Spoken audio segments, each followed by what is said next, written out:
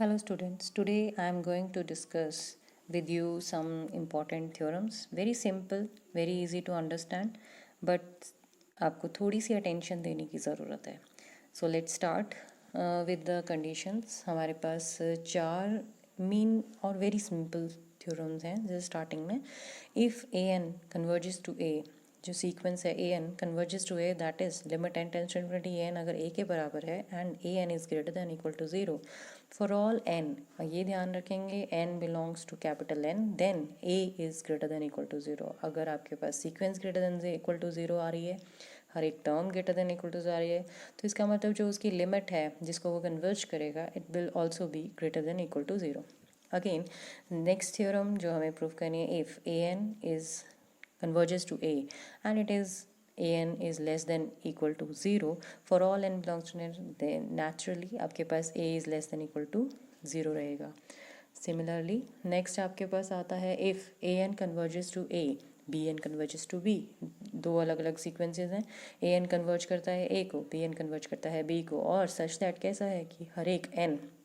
Natural number जो भी belong करता है उसके लिए ये कंडीशन फुलफिल होती है. जैसे A1 जो फर्स्ट टर्म होगी वो B1 से छोटी या बराबर होगी, A2 जो अगर होगी नेक्स्ट टर्म जो आपके पास आएगी वो लेस देन या इक्वल टू होगी B2 के, and so on as it belongs to the set of natural numbers. अगर ऐसा है, अगर हर एक सीक्वेंस में टर्म्स आ रही हैं वो इस तरीके से हैं, तो जिस भी एलिमेंट को कन्वर्ज करेंगे वो, तो जो एलिमेंट A है, जो an की लिमिट है, it will be less than और इक्वल टू b. सिमिलरली आपके पास एक और कंडीशन आती है, if an tends to a, bn tends to b and an is greater than equal to bn for all n belongs to natural n, then a is greater than equal to b. Let's start the proof. We start with first part. जो first आपके पास है, if a n tends to a, limit n tends to infinity a n is equals to a है, तो a n is greater than equal to zero अगर होता है then a N, ए जो लिमिट है वो भी greater than equal to zero रहेगी. तो इफ़ पॉसिबल हम मान के चलते हैं, suppose that a is less than zero, that is हम कॉन्ट्राडिक्शन ले रहे हैं कि अगर a n is greater than equal to zero, maybe हम लेके चलते हैं कि ए लेस देन ज़ीरो होगा. स्ट्रिक्टली इसलिए लिया क्योंकि बाकी दो कंडीशंस यहाँ पे हमें प्रूव करनी है. Since a n converges to a, therefore given epsilon greater than zero, ये हमेशा आपको लाइन लिखनी है, there exist a positive integer m such that mod a n minus a is less than epsilon for all n greater than equal to m. ठीक है, ये हमने definition लगाई लिमिट ऑफ अ सीक्वेंस की. ठीक है, ये हमेशा याद रखेंगे हम. और इसको अगर हम मॉडुलस को प्रॉपर्टी यूज़ करते हैं तो हमारे पास आता है a plus epsilon for all n greater than equal to m. Then we choose epsilon which is equal to minus a is greater than zero. क्यों? क्योंकि a लेस देन ज़ीरो है, तो इसका मतलब माइनस ए ग्रेटर देन ज़ीरो होगा, और हम epsilon choose कर रहे हैं इस तरीके से. देयरफॉर क्या हुआ कि हमारे पास क्या आ रहा है, 2a एप्सिलॉन की जगह पे सब्स्टिट्यूट कर दिया माइनस ए, तो ये दोनों को ऐड करके आ गया 2a is less than a n less than, अगर माइनस ए हम यहाँ पे करते हैं तो मेरे पास वैल्यू आ गई zero for all n greater than equal to m. और we can say a n is less than zero for all n greater than equal to m. तो ये तो हो ही नहीं सकता क्योंकि हमारे पास गिवन है कि a n is greater than equal to zero, तो स्ट्रिक्टली लेस देन तो हो ही नहीं सकता. इस which is impossible, which is impossible as an is greater than equal to 0 for all n belongs to natural number. Therefore our supposition is wrong. और क्या थी वो, therefore a is greater than equal to 0. इसका मतलब अगर a n जो कोई भी सीक्वेंस है greater than equal to 0 है तो यहाँ पे a greater than equal to 0 होगा. ठीक है, सेकेंड भी इन्हीं सेम स्टेप्स पे है. Now I am going to proof the third part. क्योंकि आपने सिर्फ यहाँ पे लेस देन का साइन है, ये लेस देन का साइन है, आप कॉन्ट्राडिक्शन लेंगे, ग्रेटर देन मान कर चलेंगे, and you will easily prove the second part. Now I am going to prove the third one, that is we have given an converges to a, b n converges to b, a n is less than equal to b n, ये हमें दिया हुआ है। तो इसका मतलब क्या है, now start with a n greater than equal to b n for all, sorry less than equal to b n for all n belongs to natural number, okay, which implies a n minus b n क्या होगा, अगर a less than है b n से, तो इसका मतलब उनका difference क्या आएगा, लेस देन ज़ीरो आएगा। For all n belongs to natural number which implies further taking limit on both sides, limit n tends to infinity, a n minus b n less than equal to zero, because यहाँ n तो है ही नहीं, तो इसलिए ये आपके पास हमेशा ही zero रहेगा। विच इम्प्लाइज लिमिट ले ली हमने यहाँ पे, तो लिमिट ए एन क्या रहेगी, ए, लिमिट बी एन क्या रहेगी, बी, ठीक है, which is less than equal to zero, which implies further a is less than equal to b, hence proof, हमें यही प्रूफ करना था। सिमिलर स्टेप्स पे आप फोर्थ जो पार्ट है वो प्रूव कर सकते हैं इस थ्योरम का, कि if a n is tending to a, b n tending to b, and a n is greater than equal to b n for all n belongs to capital N, you can easily prove a is greater than equal to b. Now next theorem we have to prove is sandwich theorem और squeeze principle. It's very important, most of the time इसके based questions exam में आते हैं, तो हमारे यहाँ पे भी बहुत सिंपल है, बहुत इजी है, बस समझ में आना चाहिए। लेट्स स्टार्ट विथ क्या है सैंडविच थ्योरम और स्क्वीज प्रिंसिपल, जिसमें आपके पास स्टेटमेंट आती है कि इफ़ कोई सीक्वेंस बी एन है, कोई सीक्वेंस ए एन है, कोई सीक्वेंस सी एन है, for all n belongs to n which satisfy this condition कि b n is less than equal to n less than equal to c n, and क्या दिया गया है, b n converges to l, c n converges to l, दो upper वाली है और lower है, दोनों की लिमिट्स हैं, दोनों की लिमिट सेम है, that is equal to l. और आपको प्रूव करना है कि जो इन दोनों के बीच में सीक्वेंस रहेगी, मतलब एलिमेंट्स जैसे बी वन है, बी टू ए वन है और सी वन है, बी वन ए वन सी वन, तो ये इस तरीके से इस रूल को फॉलो करेंगे। अगर ए टू है, बी टू है और सी टू है, वो इसी तरीके से फॉलो करेंगे, मतलब एन चाहे कुछ भी हो पर बिलोंग करना चाहिए नेचुरल नंबर के सेट को, और सच दैट क्या है, जो सीक्वेंस बी एन है वो कन्वर्ज एल को करती है, सी एन एल को करती है, तो हमें प्रूव करना है कि जो बीच की सीक्वेंस रहेगी वो भी एल को ही कन्वर्ज करेगी। Let's start the theorem. The proof of the theorem is bn is less than equal to an is less than equal to cn. We have taken this is equation number 1 because bn tends to l, cn tends to l, ये दोनों इन दोनों को जाती है, l को ही जाती है, same limit है l, तो इसका मतलब हम इसकी डेफिनेशन लगाएंगे therefore given epsilon greater than 0 however small there exist m1 and m2, दो अलग अलग सीक्वेंसेस हैं, इसलिए हमें दो अलग अलग एलिमेंट्स को लेना पड़ा जो नेचुरल नंबर्स को बिलोंग करता है, सच दैट जो आपके पास डेफिनेशन है वो आ जाएगी b n minus l less than epsilon for all n greater than equal to m1, c n minus l less than epsilon for all n greater than equal to m2। Let this m, हम ये m क्या ले रहे हैं, maximum of m1 and m2 ले रहे हैं, ठीक है। हम क्या करेंगे, इन दोनों को कंबाइन करने की कोशिश करेंगे, तो इन दोनों में से जो भी मैक्सिमम होगा वो हम m को नाम दे रहे हैं, होगा इन्हीं में से, तो हमारे पास therefore b n minus l less than epsilon for all n greater than equal to m, ये हमने डेफिनेशन लगा दी। अब यहाँ पे सिर्फ m रहेगा, जैसे m1 और m2 की जगह पे सेम वैल्यू आएगी, इसको हम लिख सकते हैं l minus epsilon l plus epsilon, और c n minus l mod is less than epsilon l minus epsilon less than c n less than l plus epsilon, ये हमने मॉडुलस की प्रॉपर्टी लगा दी। और उसके बाद हमारे पास क्या आ रहा है, दिस इक्वेशन 1 2 एंड 3, इन तीनों को हमने कंबाइन किया, इस तरीके से क्या आया कि लोअर लिमिट दोनों की ही क्या है, एल माइनस एप्सिलॉन, तो एल माइनस एप्सिलॉन, दोनों की अपर लिमिट क्या है, एल प्लस एप्सिलॉन, मतलब greatest lower bound least upper bound में ये दोनों की लिमिट्स सेम आ रही हैं, तो हमारे पास क्या आएगा, b n is greater than l minus epsilon but less than और equal to a n, less than or equal to Cn, and Cn has least upper bound L plus epsilon for all n greater than equal to m। तो इसका मतलब क्या हुआ कि L minus epsilon और L plus epsilon के बीच में An भी लाई करता है, इसका मतलब अपर बाउंड उसका क्या हो रहा है, लीस्ट अपर बाउंड क्या हो रहा है L प्लस एप्सिलॉन, और ग्रेटेस्ट लोअर बाउंड क्या हो रहा है, L माइनस एप्सिलॉन। और उसके बाद हमने क्या किया, मॉडुलस की प्रॉपर्टी लगाई, and we can write this in terms of this, and therefore an converges to L, hence prove that अगर b n is less than equal to a n is less than equal to c n, ऐसी कोई तीन sequences हमारे पास आती हैं और a n और बी एन और सी एन की जो लिमिट्स हैं वो एल सेम ही होती हैं, तो हम इसका मतलब है ए एन की लिमिट भी सेम होगी and it will converge to the limit l. Now next very important theorem,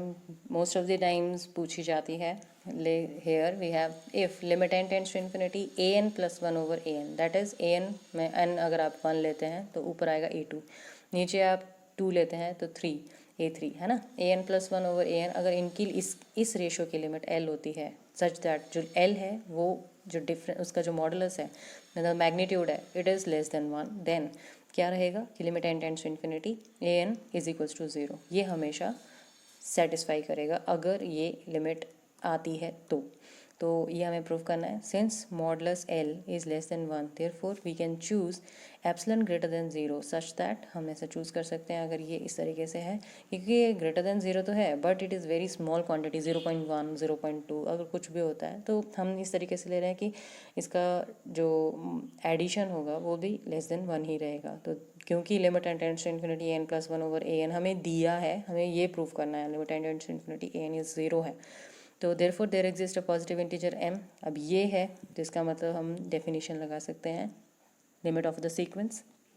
तो m आ गया हमारे पास कोई पॉजिटिव इंटीजर सच दैट इन दोनों का difference modulus is less than epsilon रहेगा for all n greater than equal to m. Therefore mod a n plus one over a N,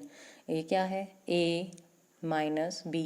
mod में है, it is less than equal to this one. तो इसका मतलब क्या होगा कि mod a n plus one over an minus mod n, because of this property we can write less than epsilon. Then therefore less than epsilon gives mod an plus 1 over an is less than mod l plus epsilon. Right hand side ले गए हम for all n. उसके बाद क्या हुआ, हमने इसके cross multiply किया, we get an plus 1 mod less than mod an mod, ये तो राइट साइड ही है ठीक है, for all n greater than equal to m. इसकी वैल्यू हमने अज्यूम कर ली k, ठीक है, जिसकी वैल्यू k ले ली सच दैट k इज़, क्योंकि mod l plus epsilon is less than 1 तो इसका मतलब जिसके भी वैल्यू लिया हमने जैसे k उसको थोड़ा सा कॉम्पैक्ट करने के लिए, तो k इज़ लेस देन 1. अब हमारे पास क्या आ गया, mod n plus one is less than k and also the property that k is less than 1. तो हम क्या करेंगे, एक एक करके वैल्यू सब्स्टिट्यूट करेंगे. n is equal to m plus one n plus two up to n minus one, क्योंकि n तक तो हमारे पास वैल्यू है. तो n माइनस वन अगर हम यहाँ पे सब्स्टिट्यूट करते हैं, यहाँ पे जैसे n की वैल्यू हमने n माइनस वन सब्स्टिट्यूट करी तो आपके पास वैल्यू बन जाएगी. ठीक है, उसी तरीके से अब देखिए क्या करेंगे, हम एक एक करके सब्स्टिट्यूट करते हैं. पहले m करते हैं तो m हमारे पास आ गया, यहाँ आ गया m, यहाँ आ गया m प्लस वन, यहाँ आ गया m प्लस वन. नेक्स्ट हमने सब्स्टिट्यूट करी n की वैल्यू m प्लस वन, तो यहाँ आ गया m प्लस वन इधर, और यहाँ आ गया m plus two. Similarly m plus two substitute करी तो यहाँ आ गया m प्लस टू, और यहाँ पे आ गया m plus three, and so on up to n तक. जब आपने वैल्यू सब्स्टिट्यूट करी तो आपके पास क्या वैल्यू आ रही है, it is equal to this is a n minus one, क्योंकि n की जगह पे n माइनस वन आ गया, और यहाँ पे हमारे पास n की जगह पे n minus one plus one हो गया ना, तो फिर वन वन कैंसिल हो गया, आपके पास वैल्यू आ गई लास्ट ए एन. ठीक है, तो इसका मतलब क्या हुआ, अब हम इनको आपस में मल्टीप्लाई करेंगे, and if we multiply both sides तो हमारे पास क्या आ रहा है, यहाँ एम प्लस वन आ रहा है, यहाँ एम प्लस वन आ रहा है, सबको मल्टीप्लाई कर रहे हैं, के की पावर्स आ रही है. कितने बार मल्टीप्लाई होगा ये पूरा का पूरा, n माइनस एम टाइम्स. क्यों, क्योंकि we have started from m and up to n minus one, तो ये टोटल हमारे पास कितना बनता है, n माइनस एम टाइम्स. तो हमारे पास क्या बना, k raise to power n minus m mod a m, यहाँ पे बन गया मॉड ए एन. ठीक है, और अगर ये आप मतलब हमारे पास लेफ्ट साइड में ये बचा और राइट साइड में सिर्फ ए एम बचा, क्योंकि बाकी सब तो कैंसिल हो गया बाय मल्टीप्लिकेशन, हमने सारी टर्म्स मल्टीप्लाई करी. इसको हम लिख सकते हैं के रेज टू पावर एन, के रेज टू पावर एम लिख सकते हैं. और क्योंकि हमें पता है कि एज के लाइज बिटवीन 0 एंड 1, ठीक है, तो के की पावर एन 0 और 1 के बीच में जैसे 0.1 है, 0.2 है, इनकी वैल्यूज़ हम जितनी ज़्यादा ऊपर पावर बढ़ाएंगे, 1000 10,000 बढ़ाएंगे, वो सारी टेंड्स टू ज़ीरो होती है as n tends to infinity. मतलब वैल्यूज़ जैसे जैसे बढ़ेंगी वैसे वैसे इसकी वैल्यू कम होती जाती है, अगर कोई भी वैल्यू 0 से 1 के बीच में और उसकी पावर्स बढ़ती जाए. तो यहाँ पे क्या आ रहा है कि mod n tends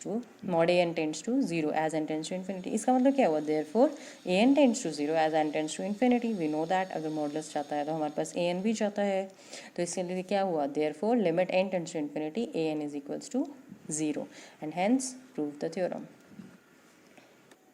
on similar note हमारे पास एक और वेरी इंपॉर्टेंट थ्योरम है जो हमारे पास एग्जाम में कई बार पूछी भी जाती है, वो भी सेम ऐसी है, स्टेप्स थोड़े से चेंज रहेंगे. क्यों, इसमें क्या रहेगा,